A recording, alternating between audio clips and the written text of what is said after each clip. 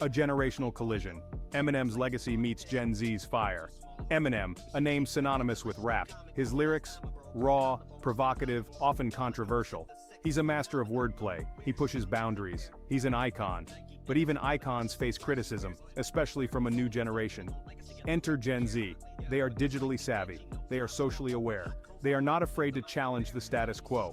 This sets the stage for a clash. Eminem, a product of the 90s and 2000s, built his career on shocking audiences. He used his platform to address issues like mental health and social injustice. Gen Z, growing up in a different world, often sees these tactics as outdated.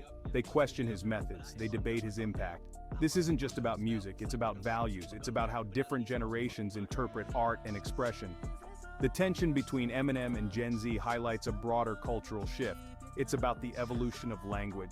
It's about the impact of technology. It's about the constant negotiation between freedom of speech and social responsibility. Lyrical lightning rods, deconstructing the points of contention. Eminem's lyrics have always been provocative. He uses satire. He uses dark humor. He tackles complex social issues. This has led to accusations of misogyny and homophobia. While some fans defend his artistic license, Gen Z often takes issue with his language. They argue that words have power. They believe that artists have a responsibility to be mindful of their impact. One major point of contention is Eminem's use of slurs. Some argue that his early work, while reflective of the time, is now unacceptable. They point to his use of homophobic slurs, arguing that these words perpetuate harm. Eminem has claimed that these lyrics were never intended to be hateful. He has said that they were part of a persona, a character he created for his music. This defense, however, doesn't sit well with many Gen Z listeners. They see it as a cop-out. They want accountability. Another point of friction is Eminem's portrayal of women. His lyrics often depict women as objects of desire or targets of aggression.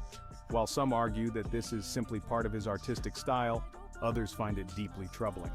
They point to the very real problem of violence against women. They argue that Eminem's lyrics contribute to a culture of misogyny. The social media amplifier, fanning the flames of discord. Social media plays a key role in this clash. It amplifies voices.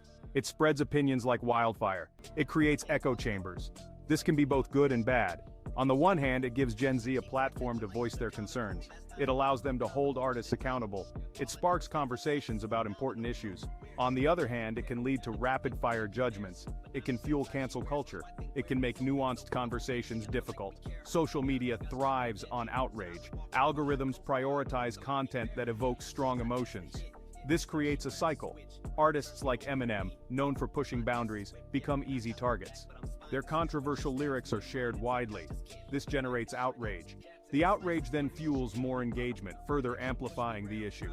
This cycle can be difficult to break. It often leads to polarized opinions and a lack of understanding.